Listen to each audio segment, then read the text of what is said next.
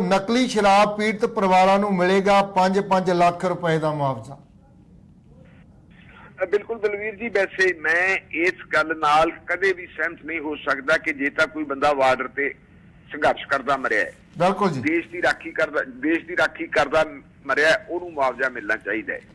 जे कोई किसानां मजदूरां मेहनती लोकां दी लड़ाई लड़दा है, वो बंदा मर जाता है संघर्ष के दौरान, उन्होंने मुआवजा मिलना चाहिए जी। लेकिन जे असीं गल कहीए कि कोई टीका ला के मर गया, कोई चिट्टा ला के मर गया, कोई नशा पी के मर गया, कोई दारू पी के मर गया, इत्थे जिहड़ा मुआवजा सिद्धांतक तौर पर मैं इस मुआवजे के खिलाफ है, नहीं मिलना चाहिए।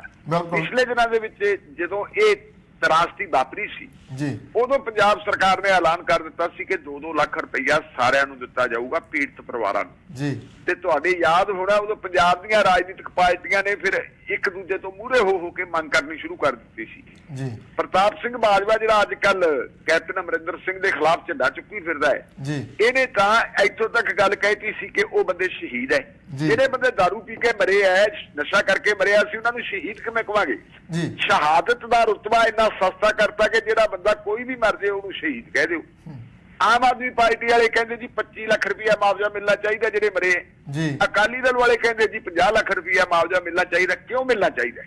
मैनू ये लॉजिक समझा देन कि इस करके मिलना चाहिए। हाँ, इस गल नाल असीं सहमत हाँ कि जे किसी परिवार के मुखी की गलती है जी, कोई गरीब बंदा है, उन्हें नशा करना है, उहदे कोल बहुत ज्यादा पैसे है नहीं, वो सस्ता नशा कर लेंदा, उसकी मौत हो जाती है जी। जिहड़े उहदे छोटे छोटे बच्चे है, जिहड़ी उहदी विधव है, वो अपंग है, गरीब है, उन्हां दा इस वेले जिहड़ा हैगा कौन उन्हां दा आसरा बनूगा जी।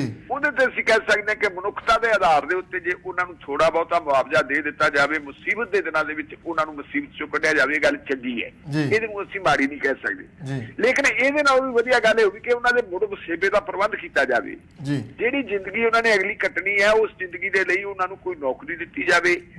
नौकरी तां हर बेरोजगार नूं मिलनी चाहिदी है, या उन्हां नूं कोई पेंशन वगैरह दित्ती जाए। जिहड़े लोग अपंग है, जिहड़े बुजुर्ग है, जिन्हां दे हुण पुੱਤ मर गए, बुजुर्ग है 80-80 90-90 साल दे बापू ते बेबे है, वो बेचारे कित्थे जाण, उन्हां नूं भी चाहिदी है। सोसाइटी की जिम्मेवारी बनती है, गल्लां ठीक है, इत्थों तक भी ठीक है कि जिन्हां लोकां दे कोले कच्चे घर है, अजकल तुहानूं पता बारिश आ जाती है, बारिश के नाल जिहड़ियां छत्तां डिगदियां, बंदियां दीयां मौतां हुंदियां, उन्हां नूं घर पक्के बना के दे दित्ते जाण, किसी नूं कोई इतराज नहीं। कुल्ली गुल्ली ते जुल्ली, ये 3 चीज़ां जिहड़ियां विरसक है, बंदे नूं कुल्ली भी चाहिदी है, रहण वास्ते घर चाहिदा, जुल्ली चाहिदी है पहनण वास्ते कपड़े, ते गुल्ली चाहिदी है रोटी चाहिदी है।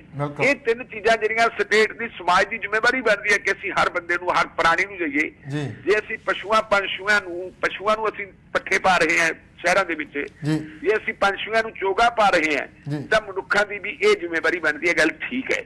लेकिन पिछले समय दे विच जदों ये दुखांत वापरिया, तुसीं ठीक फरमाया, मैं इहदे ते कांग्रेस वालिਆਂ ਨੂੰ भी नहीं बरी करदा ते अकाली दल वालिਆਂ ਨੂੰ भी नहीं बरी करदा, क्योंकि ये दुखांत उदों वापरदे है जदों राजनीतिक बंदियां दी सरपरस्ती हुंदी है।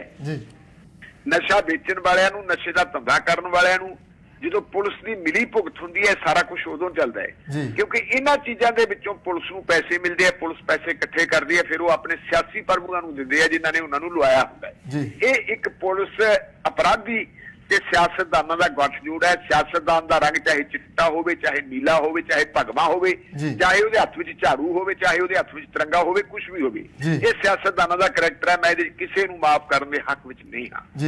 लेकिन ਜਦੋਂ ਇਹ ਸਾਰਾ कुछ होया सी तो फिर एक दौड़ लग ली।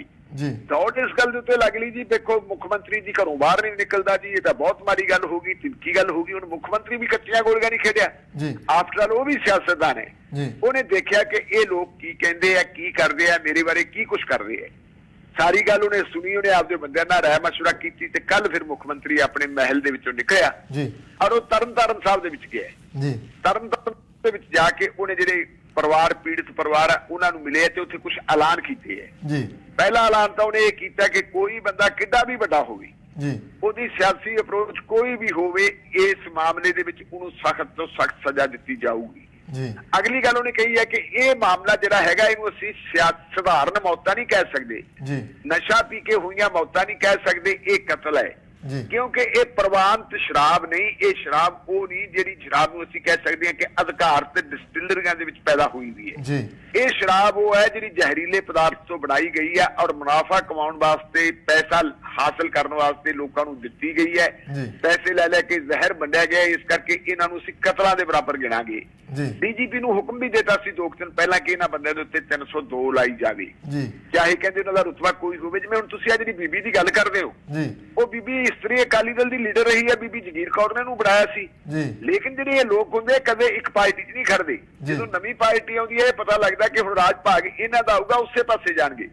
ਅੱਜ ਵੀ ਤੁਸੀਂ ਦੇਖੋ ਕਿ ਜਿਹੜੇ ਨਸ਼ੇ ਦਾ ਵਪਾਰ ਕਰਨ ਵਾਲੇ ਲੋਕ ਹੈ, ਜਿਹੜੇ ਪਹਿਲਾਂ ਅਕਾਲੀ ਦਲ ਦੇ ਨਾਲ ਹੁੰਦੇ ਸੀ, ਹੁਣ ਉਹ ਕਾਂਗਰਸ ਵਾਲਿਆਂ ਦੇ ਨਾਲ ਆ ਗਈ।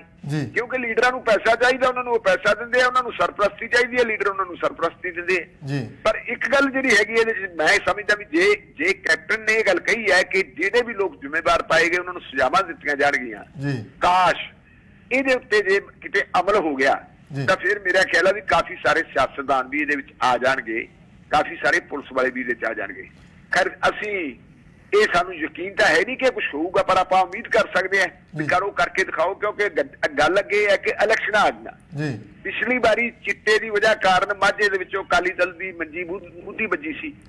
ਕੈਪਟਨ ਨੂੰ ਇਸ ਗੱਲ ਦਾ ਪਤਾ ਹੈ ਕਿ ਮਾਝੇ ਦੇ ਵਿੱਚ ਇਹ ਦੁਖਾਂਤ ਵਾਪਰਿਆ ਤੇ ਐਤਕੀ ਮੰਜੀ ਸਾਡੀ ਦੀ ਮੂਧੀ ਵੱਜ ਸਕਦੀ ਹੈ। ਸੋ ਕਈ ਵਾਰੀ ਜਿਹੜੀ ਹੈ ਸੱਤਾ ਦੀ ਖਾਤਰ ਬੰਦੇ ਆਪਦੇ ਬੰਦਿਆਂ ਨੂੰ ਵੀ ਥੋੜੀ ਬਹੁਤੀ ਸਜ਼ਾ ਦੇ ਦਿੰਦੇ ਆ, ਉਧਰ ਨੂੰ ਤੁਰ ਪੈਂਦੇ ਆ।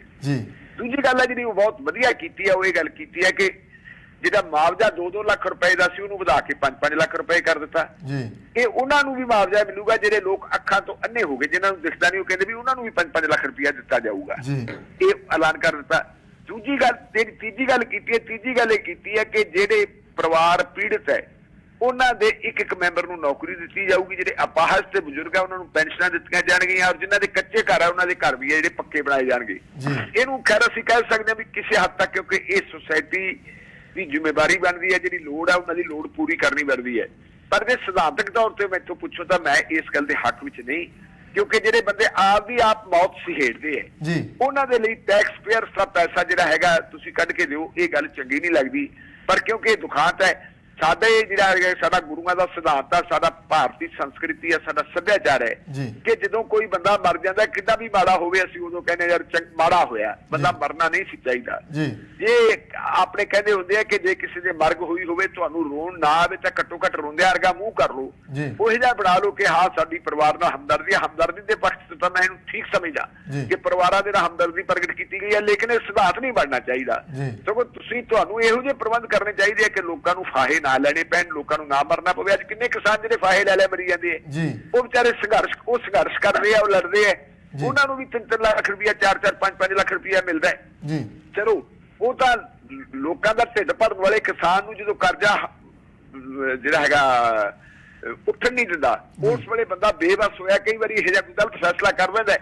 ਲੇਕਿਨ ਨਸ਼ਾ ਕਰਕੇ ਮਰਨ ਵਾਲੇ ਬੰਦਿਆਂ ਨੂੰ ਤੱਕੜੀ ਦੇ ਵਿੱਚ ਤੋਲਣਾ ਮੇਰੇ ਖਿਆਲ ਮੁਤਾਬਕ ਠੀਕ ਨਹੀਂ।